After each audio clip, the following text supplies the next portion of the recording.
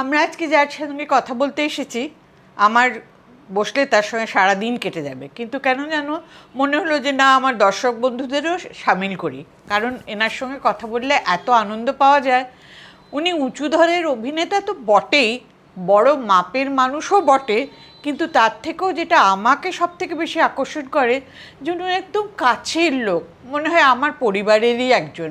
আগে কখনো দেখা হয়নি বা বেশি মেশা হয়নি এরকম মনে হয় না। গল্প করলে না পরাণটা একদম ভরে যায়। হ্যাঁ, ঠিক ধরেছেন, পরাণদা, পরাণ বন্দ্যোপাধ্যায়। নমস্কার। পরাণদা, হ্যাঁ, তোমাকে যখনই ফোন করেছি যে আমি বিরক্ত করছি, তুমি কি একটা বলো যে না বিরক্তি না কি? বেদরতা মানে যে বিরক্তি করছি বলে হ্যাঁ, সে তো হতাশ হবে, কারণ আমার বিরক্তির তন্ত্রীটাই নেই। আচ্ছা এই তন্ত্রীটা কি করে বাদ দেওয়া যায়? বাদ দেওয়া যায় মানে যে কোনো জিনিস তুমি এনজয় করবে। beautiful. দুঃখ, কষ্ট, হ্যাঁ। বাজে কথা, কেউ ব্যথা, কেউ বাজে কথা বললো, খুব হ্যাঁ। কাছের মানুষ একটু বিরক্ত করলো, ব্যথা দিল, হ্যাঁ। সেগুলো এনজয় করে যাবে। বাহ, very বাস good. সব দেখবে ধুলিসাৎ হয়ে যাবে। বাহ, এই তো তাহলে তো এই এত পজিটিভ ভাইব পাওয়াও তো মুশকিল না লোকের থেকে, এই যে তোমার থেকে পাওয়া যাচ্ছে এটাও তো একটা দারুণ পাওনা না আমাদের। এটা হ্যাঁ, এটা একটু কি হয়, এটার জন্য একটা সময় ব্যয় করতে হয়। আর যেহেতু এটা পুরোটা সাবজেক্টিভ, মানে অন্তরের, এর জন্য এমন তো নয় যে ঠিক আছে আমি এই বাঁ হাতে একটু কালি লাগাই তাহলে আমি সহ্যগুণ বাড়বে, তা তো সে নয়। না। হ্যাঁ, সবটাই সাবজেক্টিভ, বুঝতে পারলে তো, অন্তরের ব্যাপার এটা। আচ্ছা, তাহলে আমার যেটা মনে হচ্ছে যে শুরু করি আমরা। তোমাকে একটু বলি যে যেহেতু তুমি আমার বাবার সাহচর্যে এসছো, তুমি বাবার সম্বন্ধে একটু বলো। হ্যাঁ, আমি ভানুদার সঙ্গে আমি তো যখন ভানুদা যখন ওই থিয়েটার করছে, যাত্রা তো করেছে, সিনেমা তো করছেই, তখন যখন কাছে এলাম তখন আমি মানে ভানুদা যখন যাত্রা করছে তখন আমি তো থিয়েটার করতে, আমি আইপিটিএ করতাম। আইপিটিএ করা মানে আমাকে বাইরে বাইরে ঘুরতে হতো, বাঁধা মঞ্চে আমি থিয়েটার করতাম না।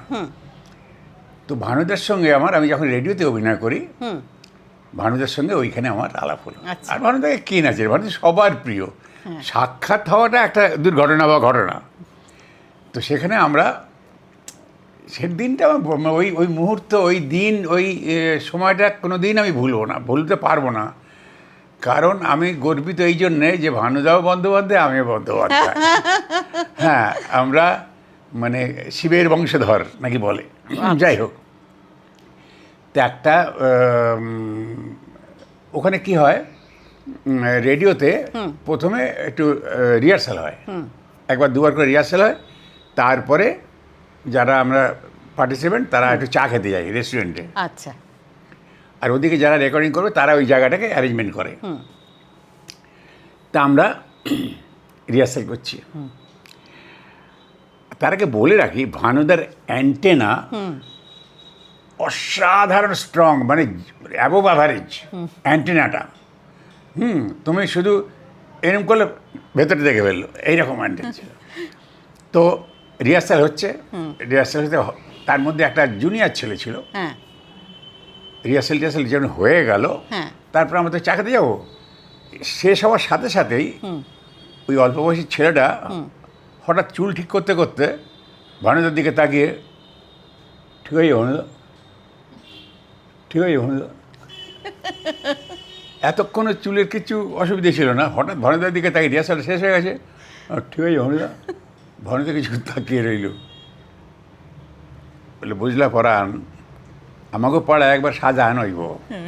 কি বলো, ও কথার উত্তর না দিয়ে হঠাৎ গল্প বলতে শুরু করলো, আমাকে পাড়ায় একবার শাহজাহান হইব। তা সে শাহজাহান করবো, হেভি ডোনেশান দিছে। তো রিহার্সালতে চলতেছে, তারপরে আমার মামা এসে নেমন্তন্ন করতে আসছে। তা মামা খুব রাজভারী মানুষ, কিন্তু গুড ক্রিটিক। তা মামাগুলো না আমি যাবো না, এই করো তোমরা, I wish you all the best, এসে বলি মানে না যেতে হবে যেতে হবে। আচ্ছা ঠিক আছে। রিহার্সাল চলছে, এবার শোয়ের দিন মামাকে, মামার তো ইনভাইট করছে, তারপরে মামারে লয়ে গেছে, গিয়ে ফার্স্ট হতে বয়া দিছে। মামা দেখতেছে, মাঝে মাঝে মামা, আমি বলছি কী হলো, একবারও ছেলেটার দিকে তাকাচ্ছে না, খালি গল্প বলে যাচ্ছে। তো মামা দেখে আর মাথা নিচু করে, দেখে আর মাথা নিচু করে। তো শাহজাহান কমপ্লিট হইল, মামা তো উঠা বাড়ি যায়। তো ঠিক গেটের মুখে এসে অ্যারেস্ট করছে। তো মামা কেমন দেখলেন বলুন। মামাকে যখন চুপ করে থেকে কইল, ভানুরে চেনো? বলে ভানু মানে ভানু বন্দ্যোপাধ্যায়? চেনো? হ্যাঁ, এই শাহজাহানের ক্যারিকেচারটা তোমার চেয়ে অনেক ভালো করে, চলো পরান চা খাইয়ে আসি। আমি দেখি ছেলেটার মুখটা বেগুনে হয়ে গেছে। আমি তো তুই কেন, আমরাও তো জিজ্ঞেস করি অনেক সময়, ও মানুদা বলো না, কে তুমি বকছো না, আমি হচ্ছে বলো না, ঠিক আছে কিনা বলো না, এরকম তোমাদের চলতো? হ্যাঁ, আমরা বলতাম। আচ্ছা, কিন্তু ওই ছেলেটা বলার ধরনটা, হ্যাঁ ঠিক আছে ভানুদা, মানে ভানুদাকে শিখিয়েছে আগে মনে হচ্ছে। আর মানে ভানুদা মানে হয় না যে মানুষ জন্মবার পর পথ চলতে চলতে এনভায়রনমেন্টাল একটা সোর্স পেয়ে নিজেকে ডেভেলপ করে। ভানুদা, এটা হয়তো ঈশ্বরের একটা অন্যমনস্কতা বলবো, সে জন্মেছে মেধা নিয়ে, প্রতিভা নিয়ে জন্মেছে। সুতরাং এই যে ভানুদা হলো দূরদর্শনে বসে আছি,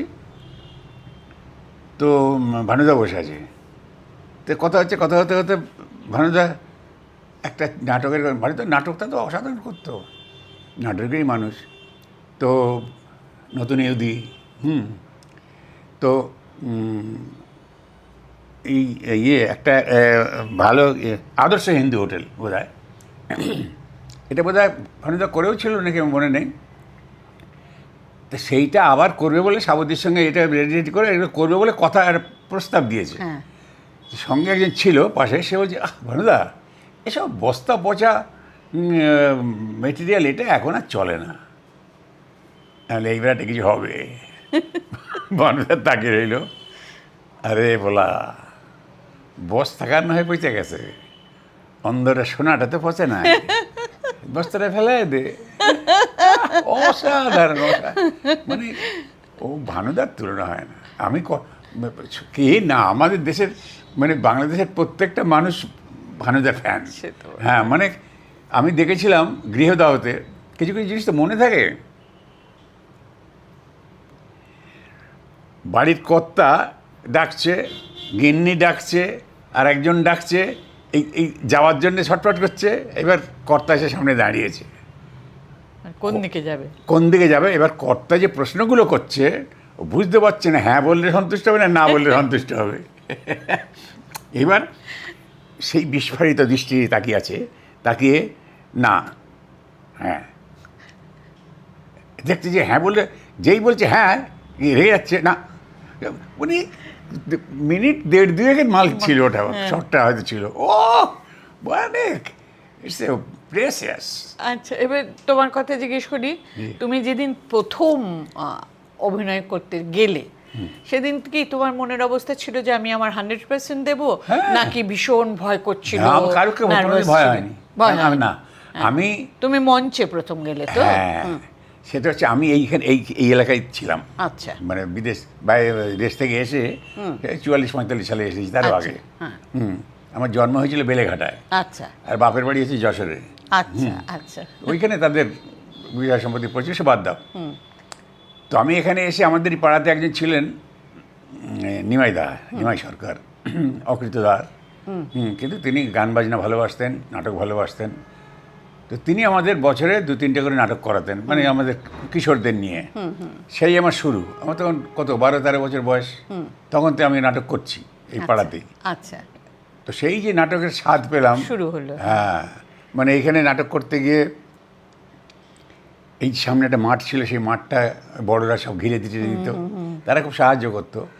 মানে নাটক করবো বলে কোনো উত্তেজনা ছিল না, কিন্তু তখন যখন নাটকগুলো করতে করতে আমি একটা সোনার মেডেল পেয়েছিলাম নাটক করে। আচ্ছা, খুব প্রশংসা পেয়েছিলাম, আদর যত্ন খুব। তখন এত আদর পেয়ে ভাবলাম সে আদরের একটা গল্প আছে বলছি। বলে যে এই যে নাটক করলে যখন এত আনন্দ পাওয়া যায়, মানুষের এত ভালোবাসা পাওয়া যায়, তাহলে লেখাপড়া শিখে কী হবে? তো এইটা আমি নিমেদার কাছে বলে রেখেছিলাম, নিমেদা সত্যি মানে এই নাটক করলে যে এত ভালোবাসা পাওয়া যায় আমি তো জানতে চাই। তোমরা তো অনেক কিছু দেখেন, শিশির বাদুড়ির অভিনয় উনি দেখেছেন। আচ্ছা, এই একটা প্রশ্ন করে রাখি, শিশির ভাদুড়ি যেরকম বাবার অনুপ্রেরণা ছিল, তোমার কি সেরকম কেউ পার্টিকুলার কেউ না, তোমার না, অনুপ্রেরণা সেরকম না? হ্যাঁ, এই প্রেরণার কথা যদি বলো, আমি আমার মানে পরিণত বয়সের যে অনুভূতি সেটা আমি ব্যাখ্যা করব। তো তখন যে অভিনয়টা করতাম ওই প্রেরণা কেন ছিল, তখন এটা অসংযত আবেগ তাড়িত হয়ে করতাম, অসংযত আবেগ, বুঝতেই পারতাম, কিন্তু অতই একেবারে আনন্দ হয়, চিতে হয়, হাততালি হয়, এই একটা তাড়িত হতাম, কিন্তু আবেগটা সংযত নয়, অসংযত আবেগ। কিন্তু আমি যখন আইপিটিতে ঢুকলাম, সেটা মানে মিড 60s, আচ্ছা, তারপরে আমি আস্তে আস্তে যেতে যেতে বুঝতে পারলাম যে এতকাল যা করে এসেছি তো অসার, অর্থহীন, শুধু নিজের জন্য লাফালাফি করেছি। অ্যাকচুয়ালি অভিনয় বা নাটক হচ্ছে মানুষের জন্যে, সমাজের জন্যে, তাদের মঙ্গলের জন্যে।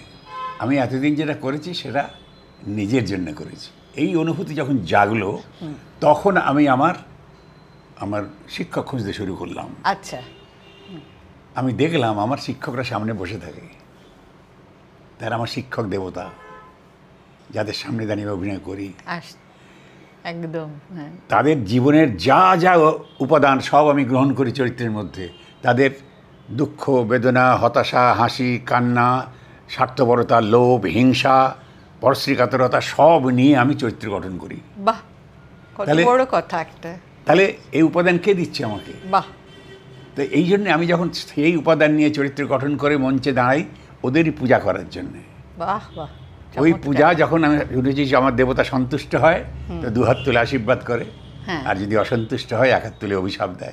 না, আশীর্বাদ তো প্রচুর তোমার আছে এই জীবনে। হ্যাঁ, নিশ্চয়ই। তোমার এমনি কোনো আক্ষেপ আছে যে এই চরিত্রটা করলে ভালো হতো? হ্যাঁ, বা- খুব ভালো প্রশ্ন করেছো। আচ্ছা, আক্ষেপটা থাকবে কেন? আমি তো জানি না কোনটা আমি পাচ্ছি না।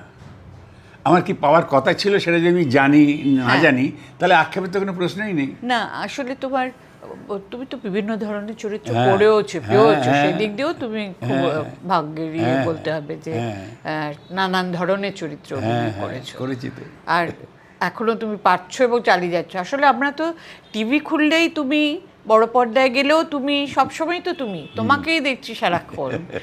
তো আর এই তোমার এতদিন ধরে, তোমার কতদিন হলো তুমি অভিনয় জগতে? আমি যদি ওই অসংযত আবেগটা, কৈশোরের যে দাপাদাপি, ওটা যদি বাদ দিই, হ্যাঁ, তাহলে 75 থেকে। 75 থেকে। তো তোমার কোনো আমি অনেক পরে এসেছি। পরে, হ্যাঁ, তুমি তো অনেক পরে এসেছো। হ্যাঁ। তো তোমার কোনো অন্যরকম তফাৎ কিছু অভিনয়ের দিক থেকে বা ব্যবহারের দিক থেকে বা অন্য দিক থেকে কোনো কিছু লাগে কি? কোনো কিছু মনে হয় কি না একই রকম লাগে তোমার? কি কারণ তুমি তো নিজের করে নিতে পারো সকলকে, তাই না? হ্যাঁ, হ্যাঁ। হ্যাঁ, এখন কি হচ্ছে জানো তো, এটা তাহলে একটা মানে অনুভূতির কথা বলতে হয়। এটা থিয়েটারের কথা। যারা আসেন তাদের আমরা অভিনেতা বলি, অ্যাক্টর বলি, আর্টিস্ট বলি না। অভিনেতা সেও শিল্পী, কিন্তু অনুকরণ শিল্পী। এই অভিনেতা না হলে শিল্পী হওয়া যায় না। শিল্পী যে হবে সে নিজে সৃষ্টি করবে, সে সৃজনশীল হবে। শিল্পী হবার আগে অভিনেতা হতে হয়। আর সব অভিনেতা যে এককালে শিল্পী হবে নট নেসেসারি, সে গ্যারান্টি নেই কিছু। আমার চোখের সামনে তো আছে, কতদিন ধরে তিনি অ্যাক্টিং করছেন অ্যাক্টর হিসেবে, কিন্তু নিজের সৃষ্টিশীলতা, নিজের সৃজনশীলতা সেটা তিনি খুঁজে পেলেন না, আবিষ্কারও করলেন না। তো একজন অভিনেতা যখন শিল্পী হবে তখন সে নিজে ক্রিয়েট করবে, তখন আর অনুকরণ করতে হবে না। সেই জন্যে একটা শিল্পী যখন হবে তখন তার সৃজনশীলতা কাজে দেবে, সে আরও রেস্ট্রেইনড হবে, আরও সংযত হবে, সৃষ্টির ভাবনা তাকে আরও উদ্বেলিত করবে। এই হচ্ছে মোদ্দা কথাটা আর কি। আর তোমাকে তো সব কিছুই বাস্তব থেকে নিতে হবে। হ্যাঁ, সে তো বটেই। আর মজার কথা কি, যেটা তোমাকে আমি শেয়ার করছি, যেটা শুনলে তোমার খুব মজা লাগবে, সেটা হচ্ছে অ্যাক্টিংটা কি। মানে কোনো জ্ঞান দিচ্ছি না, কিন্তু অ্যাক্টিংটা তো মিথ্যাচার, তাই না? সেটা তুমি জানো। বলি একটা কথা, হ্যাঁ। বাবা বলতেন consciously concealing your own self. হ্যাঁ, ঠিক আছে, কিন্তু ওন সেলফ যেটা নিজস্ব সত্তা, তাকে সব সময় সজাগ থাকতে হবে। সেটা বটে, নাহলে তো তুই ছুরি দিয়ে ছোড়া বসিয়ে দেবে। কারণ আমার ওপরে আছে ক্যারেক্টারের সত্তা, আর নিচে আমি মানে অভিনেতার সত্তা। হ্যাঁ, সেই এখন এই যে মিথ্যাচার, এই মিথ্যাচার যত সত্যের কাছাকাছি আসবে তত মানুষ বলবে, ওহ কি স্বাভাবিক অভিনয় করলো, কি মানে ন্যাচারাল অ্যাক্টিং করলো। তো সাধারণ মানুষ এর চেয়ে আর কোনো ভাষা তাদের জানা নেই। ভালোবেসে এই দুটো কথা বলা ছাড়া আর কিছু বলতে পারেন না তারা। কিন্তু তারা বলছেন যে কি স্বাভাবিক অভিনয় করলো, কি ন্যাচারাল অ্যাক্টিং করলো। ন্যাচারাল অ্যাক্টিং বলে কোনো অ্যাক্টিং নেই, স্বাভাবিক অভিনয় বলে কোনো অভিনয় নেই। অভিনয় দুই প্রকার, কারেক্ট, ইনকারেক্ট। কারণ সত্য থেকে নেওয়া তো, সত্য তো শিল্প নয়, সত্য হচ্ছে শিল্পের বুনিয়াদ।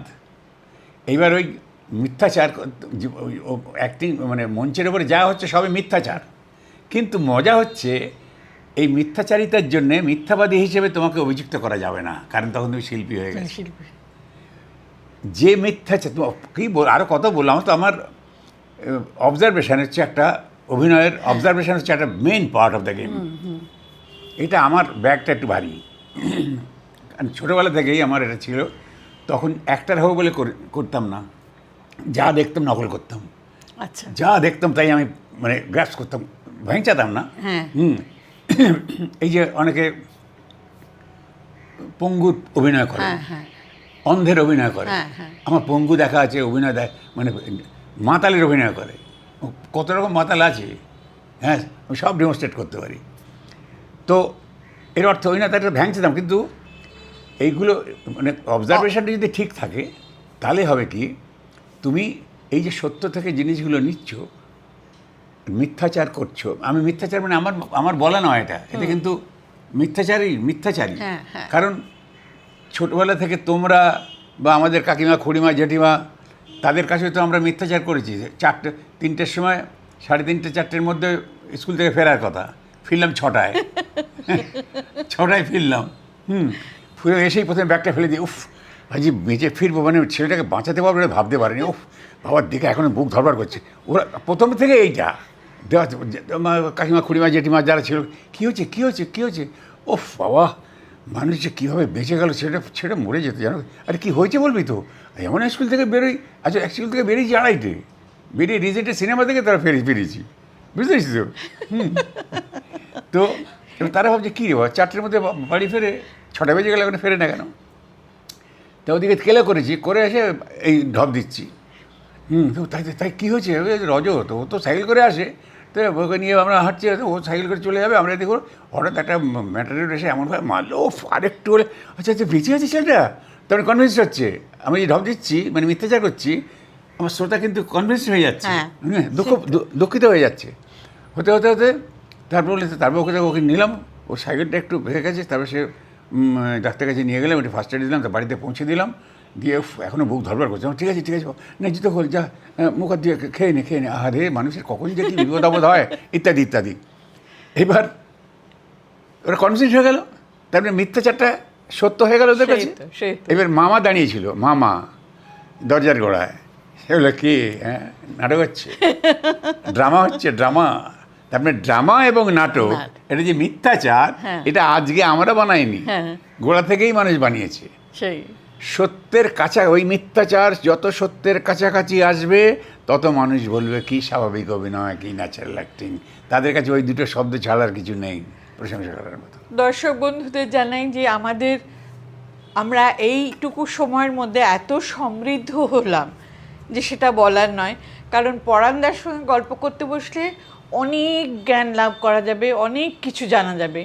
কিন্তু দুঃখের বিষয় যে ইতি একটা আমাদের টানতেই হবে। তাই জন্য খুব খারাপ লাগছে, ভীষণ খারাপ লাগছে আমার এখানে শেষ করে ফেলতে।